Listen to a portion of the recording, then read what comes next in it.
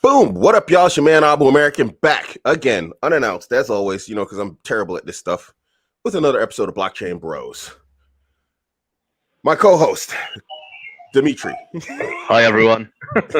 And a guest, Yusuf. Welcome. Hi. No, thank you for having me. I'm glad to be here. Yeah, no, absolutely. We talked about this. We'd me, Yusuf and I, we actually did he did an interview with me, and I just for some reason it didn't record properly, and so we lost the entire episode or the interview. It was a mess. I'm gonna put this on what we'll call it real quick on Twitter. I always do this stuff too late.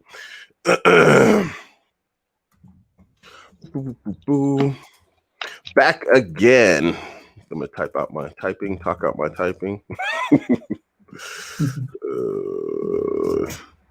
Yeah. So how you guys enjoying this crazy bull market? Very well. I'm glad to say that I'm making profits I've never really made before, even in the previous bull run with coins that were, shall we say, under the radar. For instance, I've tweeted in the last couple of days about two projects in particular, one of which was Holochain. Holochain. Yeah, it's not even blockchain as such. Basically, I got in about a month ago at 0.00008. So I don't know what that would be. That would be that wouldn't be an eighth of a penny. It's a bit below that, 18ths of a penny, if you like. Yeah. And this project, this coin is in particular is its fuel, holo fuel. So the Holochain itself is basically a port which you can connect, a physical port like you would have for a modem, for example. But it's not a modem. It's it's quite hard to fix because I don't quite understand 100%, if I'm honest with you. But I can tell you, this port is so new that it's almost, think of it as if it's replacing Amazon Web Service, for example. It's exactly the same purpose as that, but much faster. It's not blockchain. It's not a cryptocurrency as such by its fuel, but people tokenize it, and it's made vast profits. It's made about in the last couple of weeks about a good 140%. That's what I bought it about. For disclosure, myself, I bought about 100,000 of them, and I've almost 5x my money, which is about in current. It's more than 5x even. So I'm not a financial advisor anyway. However, it's certainly one to look at. The other one being VeThor, which is like the gas fee, if you like, for VeChain.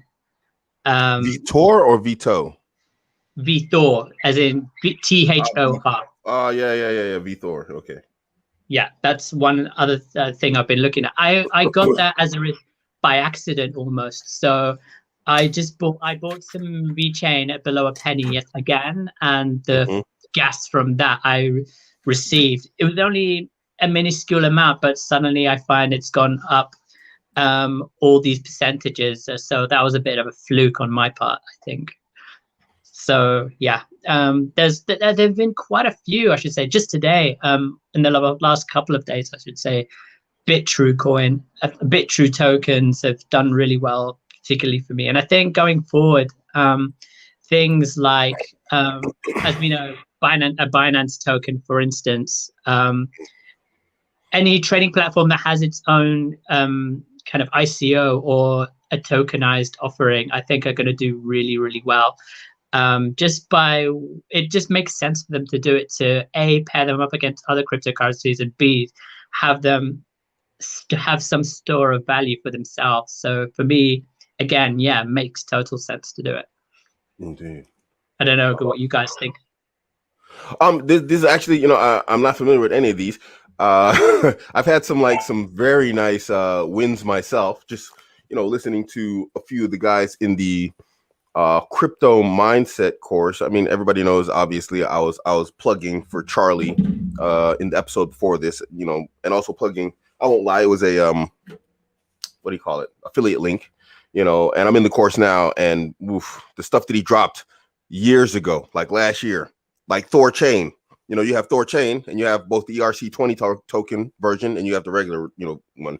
And I mean, when he was plugging, this was like $5. Now it's over 300. It's, you know, it's kind of like, it's just.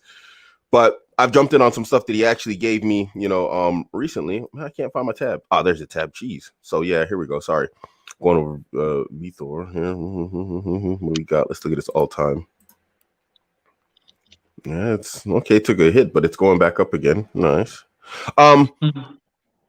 So yeah, I've been doing well, man. I mean, this market has been very well. You know, I've been diversifying a little bit, and it's been looking pretty good for a guy. I'm very impressed and pleased with the direction that things are going. And I can't talk too much about it because it's, of course, a premium course, but, you know, looking at the future of cryptocurrency and the sciences that these guys are using, the way they've geeked it up and, you know, just nerded out on the cryptocurrency, it's a very solid investment, you know, and direction to go for at least the next year and a half. You know, it's what's potentially the potential that you have economically to gain here is completely awesome. And that's kind of like where I wanted to go there. But we didn't even actually, you know, get into who you are and everything. We didn't even we didn't introduce you properly or anything, man. Yeah, I'm a little bit curious. So. Sure. So I run a YouTube channel and a Twitter page called Blockchain Blueprints, where I go around interviewing people within the space, whether that's blockchain or crypto, and increasingly NFT or even DeFi, and just to see how they became successful in that particular field and how other people can learn from it, much in the same way a course would do. But how I came about that was, you know, it just came like many ideas do with your friends in Shisha Cafe in the middle of nowhere, you know, and we just, hey, Yusuf, you should really kind of teach or tell up because, you know, you're really early to this game, you know. So you should, like, before this thing goes up again, people are going to hound you down and ask, how did you do it? How did you know about this particular thing? And I just said, well, you know, it's just like anything. If you're in early, you know, it's not as if I'm some sort of expert, because even now, like, this industry is still in its infancy. It's still really early days, and I don't really know how anyone can claim to be a so-called expert at this point. It's just that they've been around a bit longer than everybody else. Yeah, that's true. There's many so-called experts, but true term would probably more be akin to more professional when it concerns it. Yeah. But yeah, 100% agree there. I think in terms of experts, this is just my opinion. I think a lot of guys, you know, take the expert, what do you call it, title. I'm trying to think. Yeah, they take the expert title because when I'm looking, you know, again, just coming back to the course, what I see is there's a lot of similarities between like stock market trading and cryptocurrency trading, you know, and then like looking at stocks and, you know, like, you know, looking at the actual functions of companies and whatnot and their stocks, and then looking at the function of coins and, you know, their prices on the crypto market. And so I think this is where a lot of people take that whole expert standpoint, because there is a lot of crossover.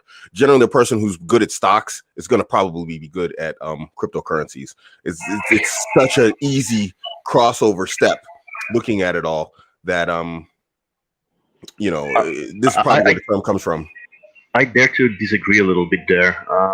Cryptocurrency, stock markets, those are a bit, they are, when it concerns trading, a little bit akin. But when it concerns the technical analysis, well, it wouldn't be the first time that so-called experts on the stock market making predictions for crypto, got their asses served on a silver plate. Well, that's whereas in that they were like, yeah, but what's to go up? Yeah, with your technical analysis, but do not forget, cryptocurrency has application and use cases. It isn't being shorted or being manipulated by other companies who can, create additional shares. Cryptocurrency is steadfast, so yeah. But yeah. Well, I think. Oh, go on. Sorry. Yeah, I just want to say, naturally, those stock traders will have their experiences with trading and reading analytical charts. So in a certain sense, they can see can make correct predictions future-wise, but it's always to take with a certain grain of salt, I'm going to say. Yeah, Denmark Vesey, he says, stocks are a different animal. I agree, but looking at the course and the information, like reading the charts and everything, they really aren't. The chart reading and all that stuff. If you've been following stocks like forever, then you have an advantage over everybody else. I mean, even like being able to look into the history of companies and whatnot. I mean, it's all it. I'm going to disagree with you guys. I'm going to be the odd man out. I'm in the course and I'm like listening to these guys and I'm just like, oh, okay, wow. And they're literally like making the comparisons, like how these two are similar. Now, obviously, there are differences. It is a different technology and everything. This is without question, this is unarguable. But the fundamentals are there. It's like what we're saying here is basically it's like Muay Thai and boxing. They're both combat sports. Obviously, Muay Thai has like throws and whatnot, and and clinches and elbows. But fundamentally, they are both striking sports. And so, a person who comes in, from like a very strong boxing history, as long as he is adaptable, flexible, he's going to do very well in Muay Thai. And so, I would say this is similar. So that's my similarity. Is he going to get his? Can he potentially get his rear kicked? By being overconfident as a boxer against a Muay Thai fighter? Absolutely. Because there's a lot more at play in terms of elbows and knees or whatever else. But his fundamentals are basically there in terms of footwork, understanding where blows can potentially come from. Because even with feet and knees and elbows, whatever else, it's all the same. And so it's the same concept in general with stocks. And I guess you could say that's the direction I'm coming from. I agree with you there. Indeed, the fundamentals remain the same, even though there are small differences, and all depends on flexibility and adapting towards the markets themselves. So yeah, I agree there. That's good middle ground. Well, I think for me that if the stock market was to plunge tomorrow, Bitcoin would absolutely follow suit because the two are totally correlated one another. All you have to do is look in history, and just like of March of this time last year, when the stock market, the S&P 100, Nasdaq plunged by I think it was 40%, and Bitcoin and the rest of the crypto market just followed suit. Now, I'm no fan of Bitcoin personally because there are better coins out there regardless of its pricing, but it's at the end of the day it's still the king.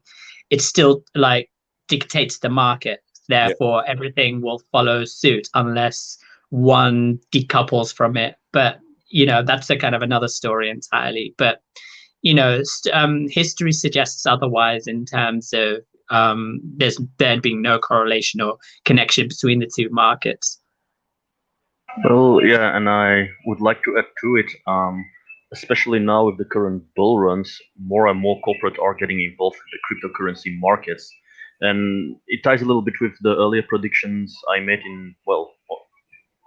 before episodes in Blockchain Bros here, where I said, there's corporate money involved. If you are going to see a bull run, it will tend to happen during the week. Why? Because at that point in time, companies like Tesla and MicroStrategy will be using their Bitcoin and their cryptocurrencies and start trading, which will, during the week, will make value go upwards in a trend. So, yeah. Denmark Vesey, thanks for this $5 super chat. He goes on to say, you cannot fundamentally you cannot do typical fundamental analysis on crypto. Even technical analysis early correlates. Does that mean rarely correlates or early correlates? I'm not sure what you mean there. The martial arts analogy doesn't hold. Okay. Here's the thing. And obviously, like I said, I can't say a lot, but I'm telling you guys, if you get the opportunity, take the crypto mindset course. And you'll see that the analysis and the ability to analyze cryptocurrency markets is far more in depth than one would actually believe. I was saying in my men's community that it's just the advantage these guys have is completely unfair. I didn't know that there was this level of technical analysis taking place in the background. These guys have really, like I said earlier, geeked it up and nerded it up. And I don't mean that as an insult. I mean that as a complete compliment. That they have really geeked out here, and it's wow. It's It's just vast amounts of knowledge to take on. I'm actually overwhelmed. I got notes, I got printouts, I got my, all this stuff. I'm like just sitting here in front of it. It's 12 days straight. They're doing 2 seminars a day. You're giving resources offline, courses to take on other sites that you should know. Dude, it's unfair. It's unfair. People are out here like, guessing, whatnot, and like, oh yeah, this looks like a good coin. And, and they're going here and they're going there. And it's like, dude, there's an entire brainiacked out science to this. And it's unbelievable. That's true. It's what Denmark this year says you cannot do typical fundamental analysis on crypto. Actually, you can. You just need to take your time. Yeah, do the analysis, look deeper into it, and there are several layers to it. Like my other live stream Crypto Bull that I'm doing, I say I do a technical analysis live stream. It's an introductionary technical analysis that I do as a live stream. So I'm looking up white paper and I'm giving the very first pointers to analyze a coin and see if it's a worthwhile project. Naturally, what the guys were, the guests from the previous episode, they took it towards another level. They really jigged it out, and I know that's possible. So it is something you should be taking into account. There are various layers to cryptocurrency, and the depth of analysis can go towards the entire development analysis, technical analysis, when it concerns source code and development. But you can also do the same when it concerns its historical value and its future trends. That's also a possibility. Yeah. Me, I've got to be honest, I'm more of the engineering type, so I'm going to slightly deviate towards the more technical development analysis. In the other live streams I do, I keep it neutral, and some complex terms I try to explain during those live streams just to make sure, like, guys, this is the surplus value you can have from this project, and generally at the end I say, invest, do not invest, or you will have to look deeper into it by reason there are a few sketchy things, etc., etc. But yeah, there are layers to it, and DOR, like they say, do your own research, an abbreviation that I'm more and more using here. By reason, there's so much to learn, so much to know about. So, yeah, I don't know if you have anything to add to it. Seth, I know I intervened there. Sorry about it. No, by all means. No. I'm kind of like I'm just more interested in the question below, actually. Is crypto the easiest way to make money online? That's your part, Abuamerican, to kind of read that out, but I know, but I mean, like, in one word, it's fair to say none of us are financial advisors. We don't give financial advice, but by way of speaking personally, I would say if you want to make money, this is probably the place to be right now. I mean, I can't think of anywhere right now where you get these sort of returns. In fact, I don't think I've ever seen these kind of returns so quickly in where you can make, hundreds, if not thousands, depending on how much you invest, again, that's just what I do. It's just what, it's just my strategy at this point. So, until there's a bear market, whenever this cycle's over, I'm sure I could look at something else. But until then, I'm in this for the long haul. Yeah, I agree with Yusuf. There's very few places where we're going to make money like this right now. And it's easy money. I mean, everybody wants easy money, but is there such a thing? If you want to make money in crypto, it requires knowledge and research, and that's time, and that's work, and that's effort. I realize that now after being in this course. This is not something that I'm going to pick up in 12 days. This is going to take months. There's a reason why once you join one course, you're allowed to join all the other courses for free. It's because there's so much information to take on that you're going to need this, hammered over and over and over and over. And once you pick up one thing, let's say chart analysis, so you get into being able to read candlestick charts and whatnot and be able to predict the direction, whether it's going to, because a lot of people think that bear and bull is like a long-term thing. But no, when you're reading in technical analysis, they're looking at bear and bull in terms of how the coin's trading, like on hour, week, month, days, whatever you're reading on the chart. And so you can actually predict this stuff quite accurately. And if you're using bots and whatnot, you can set your bot to buy at a certain level, and trade. Andrew Tate talks about this all the time.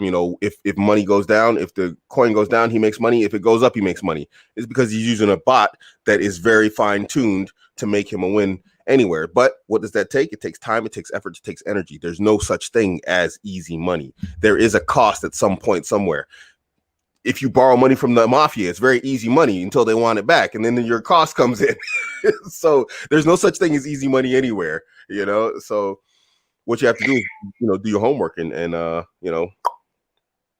Yeah, I'd like also to add, this might sound like a very controversial point of view, but cryptocurrencies at this point in time are quite akin towards the .com bubble from the early 2000s.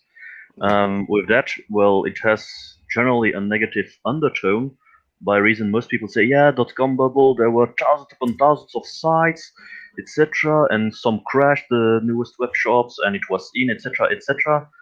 But now look here, we're still on the internet. We're doing this through StreamYard.com. Certain companies, eBay, YouTube, Facebook, Amazon, multi-billion companies, and there are a lot of people who are still busy like, yeah, but if I knew earlier, I would have bought a share from these groups in the early 2000s. No, they wouldn't have. It's same. It's the same right now with cryptocurrencies. They're like, yeah, but if I knew earlier on, it is still early. Bitcoin only exists since 10 years or so. Hindsight's a wonderful thing. So yeah, and there are a shit ton of projects still in their initial inception. We're still in the so-called crypto bubble. It's not going to be a bubble. There will be a shit ton of projects which are going to be, become obsolete. Of that, I'm sure. But right now, you can easily spot the good ones, the Amazons, the eBays, the Facebooks. But among those cryptocurrencies, if you do a little bit of effort and do a little bit of technical analysis, and from that point on, it's really buy a coin, keep it, and just hold on for a few years. And like Yusuf said, if you bought last year in March around this period of time, it was at $3,500. We're at above 60,000. That's times 20. So yeah, it is easy money being made. So yeah. There's a lot of money to be made in this market. And I just want to touch off on that right now. It's like, we hear this a lot. People are talking about like crashes again. And I I feel strongly about this. You see my conversation about this. Guys, the crash of 2017 isn't going to happen again. I mean, I just learned new information in this course. It's like you can actually see where a coin is going to bottom out at. You can calculate where Bitcoin can potentially bottom out at. And it's not like just a wild, it could happen. There's literally an entire science behind predicting where its basement is in terms of how far it will fall, and where it's going to go, obviously, is all prediction. But you can accurately, 99%, I'd say, predict where its basement is and where it's not going to fall below. This entire, the crash 2017 is going to happen again is over, guys. There will be corrections. There will be pullbacks, but we will not see a 2017 crash. I'm sorry. It's not going to happen. Can you get burned? Can you get fleeced, pulled over the rug? Absolutely. Absolutely. But yeah, there's a certain amount of insight in it. What makes this different from the 2017 bull run is quite easy. At this point in time, we have big banks, JP Morgan, we have MicroStrategy, we have Tesla entering. That's big corporation, and they want to have their money. They want to keep their value. So hell no, they're not going to let it drop back towards somewhere levels 20 or $30,000. Especially if we're now at 60,000. They're like, we're going to keep it up, and we're going to make sure that there's a certain basement that we still have big gains from the investment from the beginning, from the point of entry we made in Bitcoin. So really, the time of it falling below 30,000, I believe, is going to be over quite fast, even. Yeah, I agree. I half agree with both of you. I strongly sense that there will be some sort of retracement, because after all, while there is science to this and a lot of TA and so on, I honestly do believe that what goes up must come down, but not at levels below.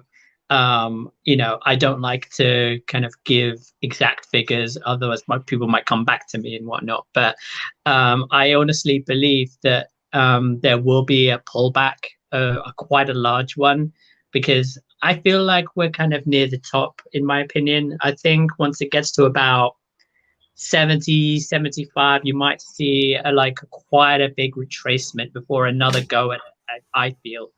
But again, I'm not as trained and have not done as many courses as you guys. I only do this based on what I have seen and on history. I base it on that alone.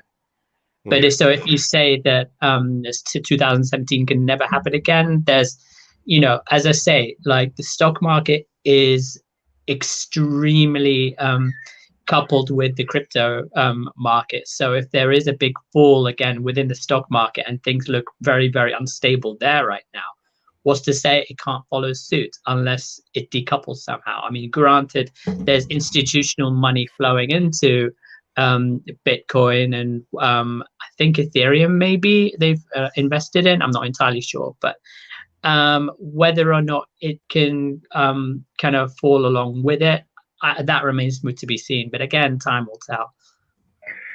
You make a very good point. I'm also fairly convinced there will be corrections, but it will not be like 2017. 2017, each time if there's a bull run or if there's a bear market, I try to search for the reasons why it occurred. Something like 2017 was quite unique.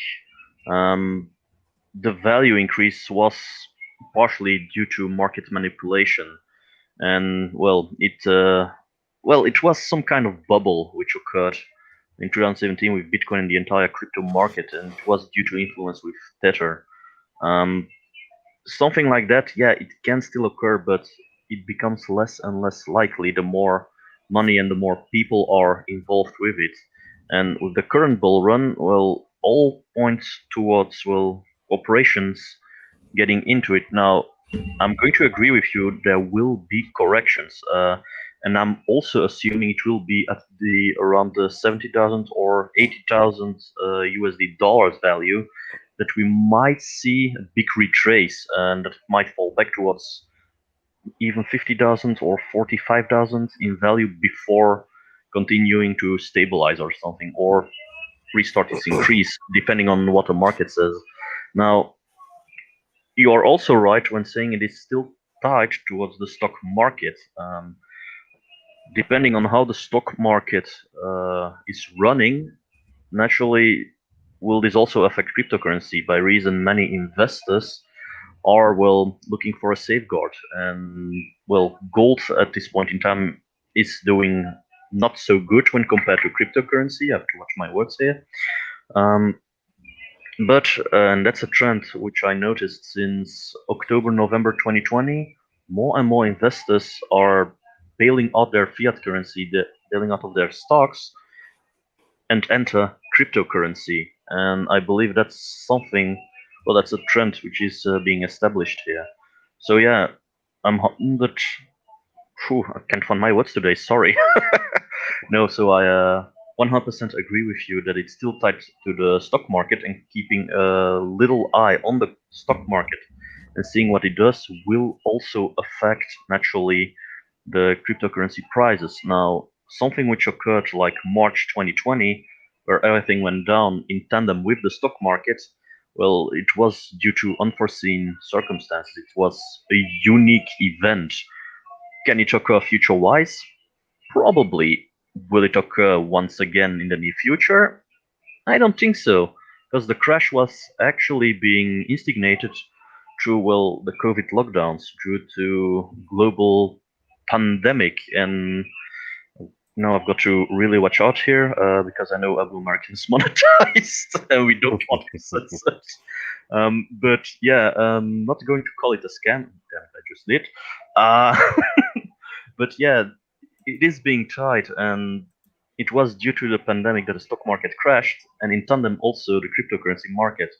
But what you do notice immediately thereafter is that the price immediately corrected very fast, and continued once again upwards. This in contradiction to a little bit to the stock market. So it was quite a unique event, but it also still underlines the principle that stock market and cryptocurrency are still somewhat related.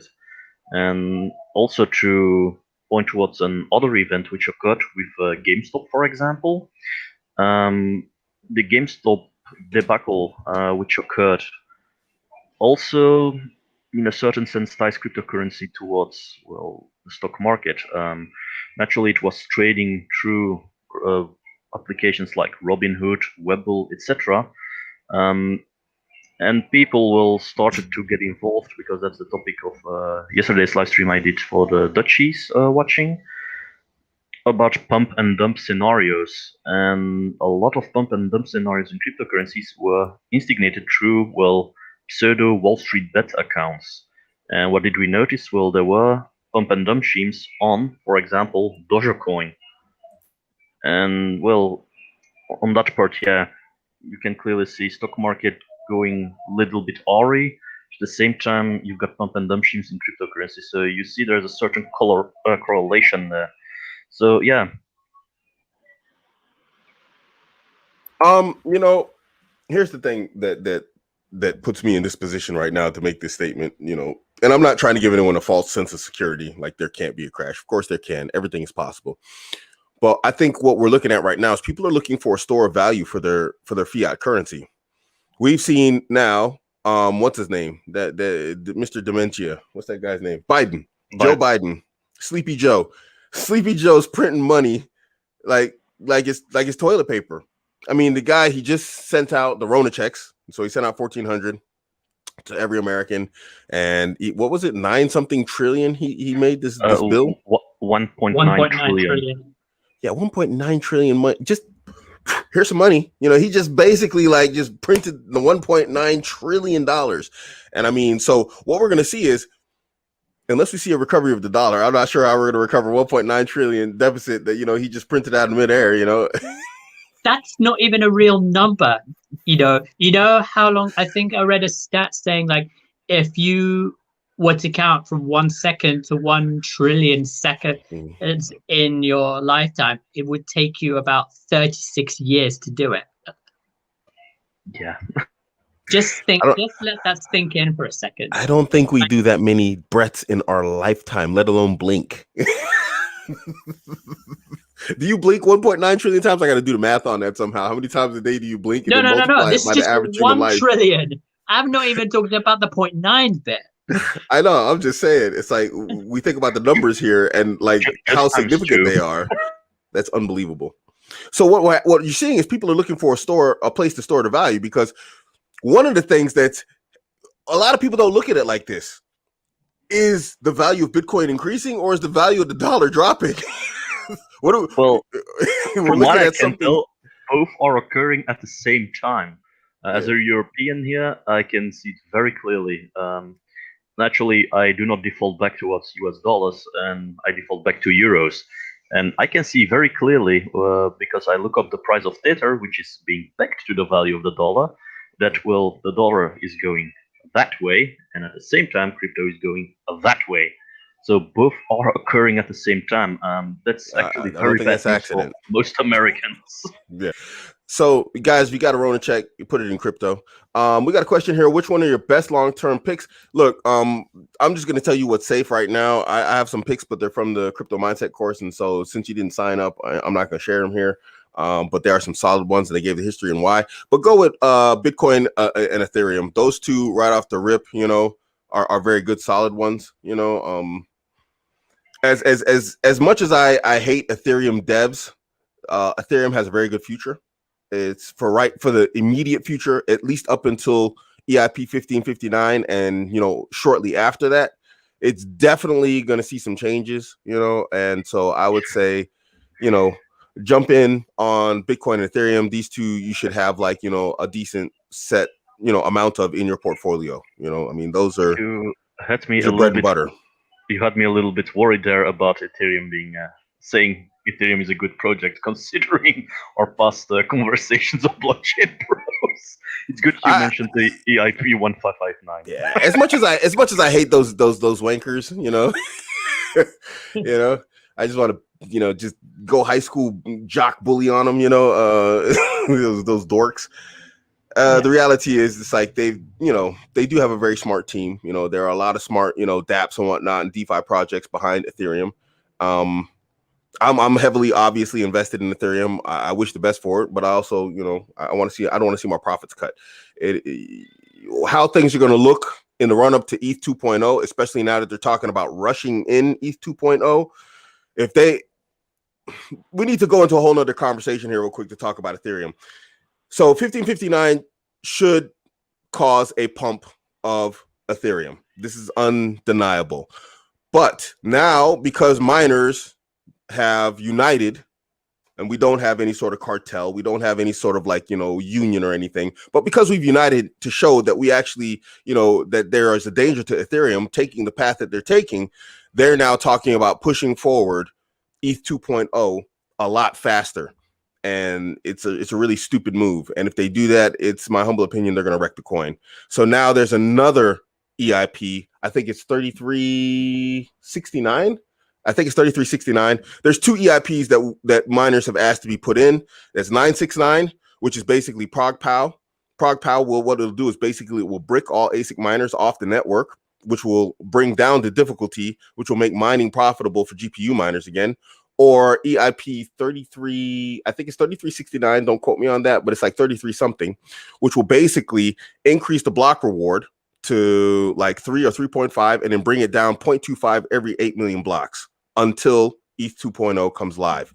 And apparently the Ethereum devs are very open to that. And if they bring that in, that will be combined together with EIP 1559 and executed at the same time in July. That will definitely cause an insane pump, in my humble estimation, of Ethereum.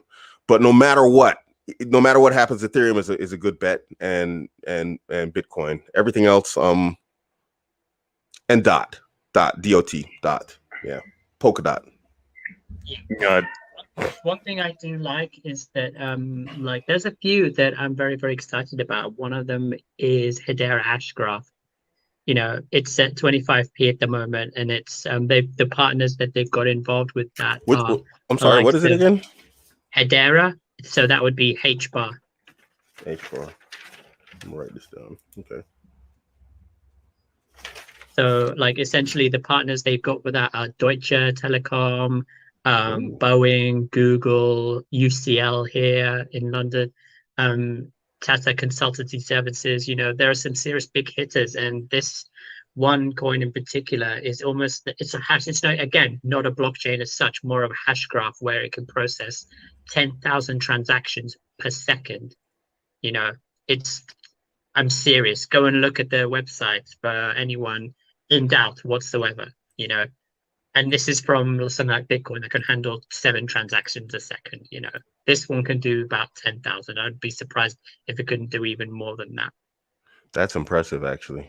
That's quite nice. I strongly recommend you look it up. Like, you'll be like amazed at what it can do and like what they've got planned. You know, I tip this coin for big things. I really, really do. And I remember going to blockchain convention a couple of years ago, and everyone was in. There was quite a big buzz of people wanting to go to this talk, and having not known anything about it, I sat down and I took a screenshot of everything they could do. They compared the charts of what Bitcoin's capability was, Ethereum's capability was, and then they put Hedera Ashcroft, and I thought, oh my word. If this is what they say they can do and they can put it into practice, we've got a real winner on our hands. But again, time will tell on this project. You know, it's a slow burner, but it's a lot. I mean, we were going on long-term picks, and that's certainly one of mine. You know, I guess I'm just taking the not so easy option. You know. Yeah, the literal goal tends to be in the small-time coins. When it comes to the previous question, I dare say just invest in lookup coins like Hedera, which are related towards more DeFi applications, application building, from what I could tell, and naturally something which is involved with Web 3.0, like Polkadot. Those are the type of coins you would want in your portfolio. This, without really telling names, naturally I've got also quite a diverse portfolio with a variety of coins I'm making a bet on. Naturally, I'm a very, very long time investor. And with that, I dare say, spanning a decade easily. But I know I will get decent returns. So, yeah. Abdullah Al-Kurdi says, Assalamu alaikum, wa alaikum assalam, wa rahmatullahi wa barakatuh. When does cryptocurrency when will cryptocurrency be used on a state level in every country? Is there any information about it? And do you have any advice on how to get into the business? Look, there's a lot of talk. Some countries are banning it. Like we look at India right now. There's just currently recently up here somewhere. I can't remember who it was. He asked about India and India banned cryptocurrencies. How do you get around that? A VPN. I use VPNs. There's certain exchanges I am not allowed to use in Germany. And so what I do is I use a VPN. I use, there's many out there that are good and well reputed, and I actually register on those exchanges. I use a virtual address in the United States. I have an actual virtual address, a physical address in the United States, and so when I need to register or whatever else, because they don't like you to be in Germany and have an address in Germany, I use my virtual address in the United States. I use my VPN. I register with the exchange, and I can get what I'm looking for, because there's a lot of coins that, aren't available to me in certain regions. And you'll find that in the United States, there'll be certain states that you can buy some coins and other states that you can't. And so a VPN is a necessity in terms of cryptocurrency. So on a state level, there's too much diversity in terms of opinions on how countries view cryptocurrency. Some are hostile towards it. Others, like Russia, are very welcoming and open to it. They literally try to bribe Vitalik to come home, because Vitalik is the founder of Ethereum. He's Russian, from his origins. And so they were trying to convince him to come back to Russia with a bunch of money and an entire city. There was here's a crypto city, just run this place, and so you'll find that there probably won't be any unity in that. But the United States government has tried to get into it. You find the U.S. Treasury has actually made it, allowable now for banks to validate transactions, get into cryptocurrency, issue them, cover and exchange, debts and whatnot privately, publicly, using some stable coins also. So I think in the future, in the very near future, you're going to see this is going to become far more widespread. I mean, just taking the information that Yusuf just gave us with HBAR. I mean, if you got something like Deutsche Telekom and all these other companies inside of it, how long is it until the German government's going to be just boom? If that's tokenized, and let me tell you guys, that's something I've learned in this course is this tokenized business model. Dudes, look out for it. It's a massive thing where you have actual physical companies or corporations that are going to be tokenizing their entire business, and then so you can buy tokens for their business and you can trade it on stock markets, whatnot, not stock markets, excuse me, exchanges and whatnot, for actual Bitcoin or whatever else, or Ethereum, whatever coin you actually want.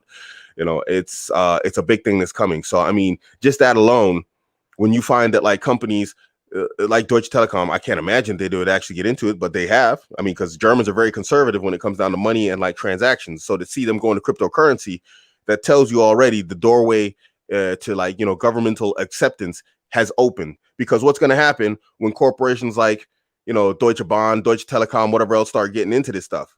They're going to want taxes. And how are they going to take it? They're going to take it however they can get it. And so it's just a matter of time, simply because so many people are using cryptocurrency, governments are going to start accepting it because they're going to want to find an easy way to tax you for it. So that's my take. Anybody else want to add something? Yeah, I do. Oh, but sorry, you go first. Yeah, I just want to mention, added to the question, governments will be implementing their own digital currencies. I don't know if that was something you were wanting to tell, Yusuf, or no? Not just that, but I also think one important point that Abuamerican didn't quite touch on was CBDCs, like central bank digital currencies. I think that's a very, very salient going forward, and just because and there's a big race to launch a digital dollar, a digital yuan, a digital pound, a digital euro, and that, I mean, I've said for years when Bitcoin was still developing in something like 2015, 2016, and I'd always ask people just to play devil's advocate, just to kind of annoy people for no reason, and just say, what's to stop these people, like, in governments, in centralized institutions, to say, what's to stop them creating their own cryptocurrency? What's to stop them to creating their own stable coin? What's going to stop them from doing it? The answer is absolutely nothing. But what can we do to counter that? I'm not saying, you should kind of rebel necessarily, but I am saying is that, just be prepared for, but then again, I'd like to kind of touch on one thing that you mentioned about tokenizing with regards to corporations and so on and so forth. It's kind of happened in the form of NFTs, hasn't it? Which is a nice little segue to talk about NFTs, right? Mm-hmm. Well, the interesting part of that is of non-fungible tokens is that I'll be the first to admit that I was extremely late with these. I've had friends involved with, creating virtual sneakers and, various pieces of crypto art that go for thousands and thousands and thousands. And for a long time, I could never understand why people have this money to burn to put into various projects. In fact, I saw this meme the other day of different people owning bananas and so on. So one Bitcoin can buy you this amount of bananas, but the NFTs tokens can buy you a portrait of bananas, of the same thing. It's just kind of like, if I'm being honest, I'm still getting my head around it, but it's exciting, especially if you work within media or entertainment spaces or even sports. So I don't know. I personally am not a gamer. However, I know I completely understand the value of having NFTs in getting involved in gaming, for instance. So say if you play something like, I don't know, World of Warcraft, for instance, and you have tokens that one player wants and they want to pay with a form of crypto, you are looking at huge amounts of money, especially in gaming.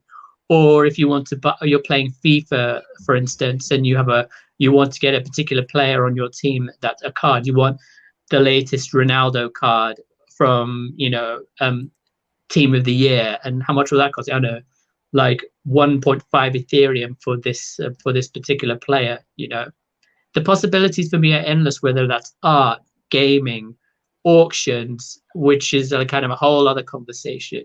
And I've had big conversations with these people, and I haven't seen this level of excitement for NFTs and cryptos within the kind of cultural and art spaces or even music spaces since, I don't know, maybe it's been maybe 20 years since I've seen this buzz generated, really. So it's an exciting time for everyone, provided you can look past these lockdowns, of course. But yeah, with NFTs, there's a lot of potential.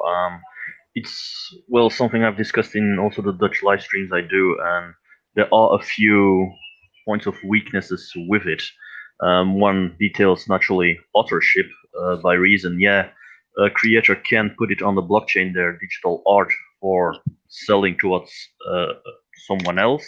There will be naturally a public ledger where the creator is being mentioned and the transactions between the different customers. But who's to say in reality that the uploader itself is the original creator? Nothing at this point in time withholds me to, for example, from this band on my t-shirt here, take one of their discs, make a hard copy, sell it as an NFT token, and make money from it, and say, yeah, well, but it's me, I'm the lead singer of the Devin Townsend project, for example.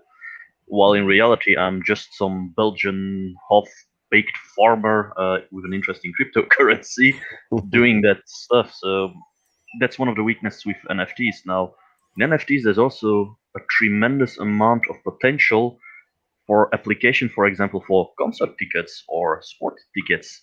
By reason, you can actually give surplus value to the tickets. Each ticket is naturally unique to go to a sporting event. What will holds people to say, okay, we're making a little bit of crypto art from it? By reason, well, if you now go towards a concert, just a piece of paper, name, date, etc., etc., and after the date itself, well, they tend to throw the tickets away. But what if it becomes so unique that it becomes a memorabilia of the event itself? And for collectors, that's naturally super interesting. But you, as a user, you can also say, well, it's something unique. I'm going to keep it because it was one of the concerts of my favorite sports team, favorite band, etc. Another thing is, and I'm going to pick back up when it concerns the artists, well, selling their records, their videos, their music directly towards their fans is being enabled. They cut out the middleman, certain record labels who will cash in on the money, give a small part to the artist, but from the majority of the sales, keep the money. It's being effectively being cut out. There's a direct interaction, fan, creator, which is tremendous amount of potential. And if I'm not mistaken, there's already a quite popular band which is going to release their next CD, well, music on blockchain through the use of NFTs. So without record labels, directly from the band itself towards their fans. So yeah, there's a tremendous amount of potential going there. So NFTs will start to grow, and I'm pretty sure without us noticing, will probably become part of our day-to-day life without second absolutely. thought. And I think that, did you hear about the other day where a one NFT portrait or a collage of, I don't know how many photos they were, sold for $69 million? Yeah, the people art. Yeah, that's the one. Yeah. I don't remember how many pictures there were in this one collage, but there were quite a lot of them, but $69 million. And for me, was I surprised by it?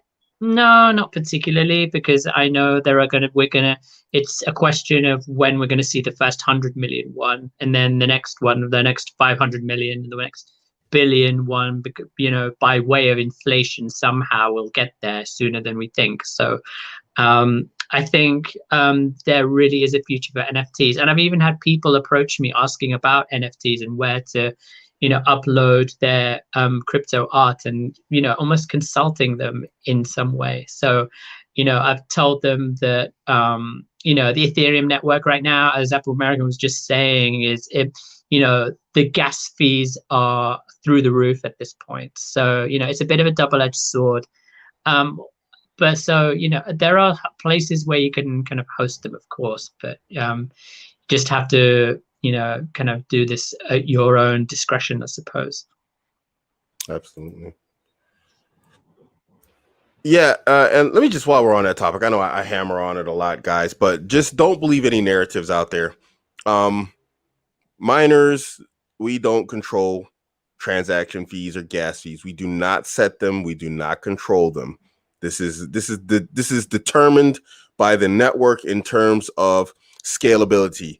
When the blocks are full, the transaction and gas fees are high, and Ethereum is chock full of like just usage. It is a highly used network, and so the blocks are going out really full. A solution is make the blocks bigger, but Ethereum doesn't want to do that. Second thing, miners have not colluded to do a 51% attack on the Ethereum network. We have not done that. That's the narrative going out now. They're basically covering their butt that if anything goes wrong with their early push to Ethereum 2.0, they can say that we did this and it's the miners' fault because they were going to 51% attack the network. Miners have not colluded to 51% attack the network, just so you know. Walaikum salam wa rahmatullahi wa barakatuh to everyone. Okay, so what is staking, and is it Sharia permissible? It depends on what type of staking we're talking about here. Now, if you're talking about staking in terms of like the network security, when it comes down to proof of stake, then this would be considered, inshallah, permissible. That's because staking in terms of proof of stake is the equivalent to proof of work, like what I do in mining. So basically what you're doing is you're staking a certain amount of money, a large amount of money for Ethereum, 32 ETH right now. It's a lot of money. And what it does is it puts you in the same position as a miner like myself does. So where I invest a large sum of money, can you turn the lights on, please? Where I invest a large amount of money and I'm incentivized to look out for the benefit of the network, so that I get my return on investment and whatnot and my electrical costs covered. You have now become incentivized to look out for the security of the network and not to do anything crazy, because your 32 Ethereum is at stake here. It's at risk. You can lose it if something goes wrong, if you do something kooky or goofy. All you're basically being paid for is a service. And they like to say that we're service providers. They don't like to think that we're invested in the network. Most miners are invested in the Ethereum network and projects, and dApps of some sort, or DeFi. One way or another, we're usually invested in it. But you are a service provider, and so you're paid for the service that you provide, which is to validate the block and secure the blockchain. That would be permissible. Now, in terms of staking in liquidity pools, this is questionable. I mean, liquidity mining would technically be permissible also. Liquidity mining is far too complex for me to get into, but there's another type of staking where basically you are putting in coins or tokens so that, like, let's say block fee. That would be impermissible. So what you're doing is you're staking your coins so that another person can borrow money, and then when they borrow that money, you get paid interest. So, and I think they're like, they pay like 9% on Ethereum, and then like, a little bit more on Bitcoin or whatever else. And so what happens is when these guys are out there leveraging and borrowing whatever else so that they can, like, make these big trades and all that type of stuff, or just outright borrowing money, you're basically acting as a lender and being paid percentages for putting or staking your Ethereum or your Bitcoin or your stable coins as a collateral, so that they have liquidity to actually, like, loan these people money. That would be considered impermissible, inshallah. Percentage again, it almost all acts like some sort of building society, and it's almost like saying we're like bye to the banks, we don't need you anymore. Yep. Like with DeFi, we absolutely, it's quite literally in the name, decentralized finance. It's all that. But I'm kind of strangling myself metaphorically as to whether this is permissible or impermissible or not. So I need to consult, someone in the know who knows what they're talking about to see if this is okay. And if it's not, then, I might have to think twice about what I'm doing. So, yeah. What's this? I might use NFTs to launder money. Okay. You might, but there's a moral dilemma there. So if he feels confident, he might do so, but yeah. Well, one thing I will if you're share, going to do something like that, I wouldn't share that on this channel. Same. I'm about to say, one thing I will share from the course is it's like that's that type of stuff you don't want to actually do. You want to get, from the crypto mindset course, they talked about this, that basically like blockchain explorers are becoming more and more prevalent. And like the ability to actually trace back who owns what wallet is becoming more and more like transparent. And since the blockchain is the blockchain and it's transparent, if you're not doing this stuff over like what is that privacy coin? Monero? Monero. If you're not doing it over Monero, there's just a matter of time before anybody could trace back, who you are and what you've done on the blockchain, whether legal or illegal. Because if you at one point purchased, on an exchange, you've been identified on that exchange, and eventually these blockchain explorers will be able to trace you back with your name, your address, sometimes your social security number if you're American, and then just be able to, like, I don't care how many times you popped around the, I sent money here, there, that can all be traced back to that guy with that wallet right there, that account on blockchain. That's where he first bought his cryptocurrency, and then all of a sudden all this illegal money went into this one wallet that belonged to him after he transferred stuff around 1,000 times. Or when you cash out, they'll be able to trace you back. Don't do anything illegal, guys. No, but I would say to your point just now, like Monero is one of those where a private blockchain that it cannot be traced because there's no record of it whatsoever. And furthermore, I don't mean to kind of correct you on this particular matter, but I will say, please do. No, with Monero, in fact, the IRS and I believe the US authorities have offered a reward of about $700,000 to try and crack Monero since for the last 9 months or so, to record every transaction, and no one's been able to do it thus far. So I do sense that the longer this goes on, I think the value of Monero is going to go even higher. And it's nowhere even near its all-time high. Right now, it's at about £150 or so. But its all-time high, I believe, if you can, grab them just quickly, is about $350 or something. That would equate to about $500 or just under it or something. So the longer this goes on, privacy coins are just going to be, just going to rise in popularity. The same with Zcash, the same with Dash. Those are the big three for me. And, this is just a trend, that's been, for me, overlooked just because of NFTs and just because of DeFi and whatnot. Because, we all heard the adage of how, when Bitcoin first came into our public consciousness, people talk about, oh, it's private, nobody can trace you, nobody could do that. Guess what? That blockchain, and there's addresses that are on the ledger of those, they can actually trace where that money came from, where it went, and how many times you did it. It's so good that it can even tell you what time you did it. Yeah. Well, there exist methods to censor your transaction details, and well, the only mistake people tend to make is they invest their money through an exchange, send it towards a wallet. Now, if you launder your money through a variety of different wallets, this might seem towards the blockchain of, yeah, okay, it's being distributed among a variety of people. It isn't with the original owner's own wallet. It isn't any longer connected towards one person. So I know it's the kind of advice, it's a little bit common sense, but it's the kind of advice a bit risky to give, but you can actually transfer across a variety of wallets, all in your own name, private wallets, on chain. And from that point in time, you're actually losing your heat for traceability. You're actually losing, government interference, making use of blockchain explorers. That's one of the common strengths that is possible. And it is a badly executed move. The Twitter hack from 2020, Twitter hacker from 2020 did. They, stole money. It was all sent towards a central address. What they did was launder it through 3 to 4 wallets.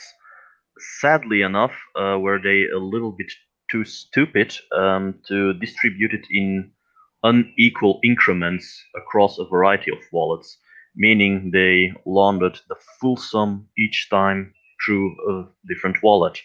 Now, that makes it very easy to track and, for FBI investigations, say, yeah, okay, there's the money, there's the money, there's the money. Since the sum isn't being distributed equally or over a certain period of time, we know it's the same scammer making use of a variety of wallets. And then the biggest problem, biggest flaw in that plan, and which is the reason why they could lay their hands on the hacker itself, was that he, in the end, sent it towards a wallet on an exchange where his ID was being held. And that's the big flaw in his plan. So they managed to catch him and say, yeah, you were the hacker. We have now, yeah, it's probably easier not to do anything illegal. Yeah, you can make the good move, but you do not need to be greedy, and you need to be 3-digit IQ smart. So at least IQ of 100, not 90 like the fucker did. So yeah. Guys, we're up on 1 hour. We keep this stuff down to 1 hour. I think you had a question about Monero from beforehand, but that was more for you because you're the miner in this group. Yeah, he said Monero should be GPU mineable algorithm. CPU mining is traceable and risk. Yeah, it really does. I mean, CPU mining is really, it's old school. I mean, it's I don't know. Yep. That's a whole conversation we could have for a half hour. Guys, thanks for tuning in. Yusuf, thanks for being here. No problem at all. Thanks for having me. Yeah. No, if people want to get a hold of you, they want to talk to you, they want to see your stuff, how do they do it? You can follow me on Twitter, which is just all one word, Yusuf Noor. That's my handle. Or you can go to my channel, Blockchain Blueprint, on YouTube, which I'm about to I've not touched it for a while, but we're about to upload new videos on it very, very shortly, inshallah. Okay, Blockchain Blueprint and Yusuf Noor, just like it's spelled right here in your... Yeah, all one word. Okay, all one word. Awesome. So, guys, if you want to follow him, give him a follow over there. Check out his YouTube channel. I'm subscribed. I follow him. He follows me. Check him out. Thank you for coming on. Dimitri, we'll see you in the group. You got anything you want to announce? Anybody? You want to announce anything before we go? Nothing special. Just live stream of the 7th Crypto Bull this Wednesday, 12 o'clock. Still looking for a project. I'm probably going to post a poll today or tomorrow where people can vote which coin I can do a technical analysis on. I try to limit myself towards the lesser known ones. But yeah, I go in unprepared, and well, that's it for me, actually. Nothing too special. All right. It's a shame we had to do this one out because there's so much I wanted to kind of talk about, which could do next time, I suppose, because I wanted to know your thoughts on XRP and like, you know, and like just in other groups I'm in, we're trying to kind of, it's almost like I'm a one-man band trying to track down who the real Satoshi Nakamoto is, because there was that Coinbase S1 filing saying like if the creator identity was found out, Bitcoin's price would plummet, which leads me to suggest it's not as decentralized as we might think it is. That's just me.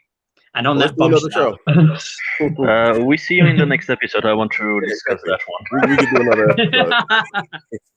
All right, guys. Thanks for tuning in. We're out. We'll see you next Sunday, same time.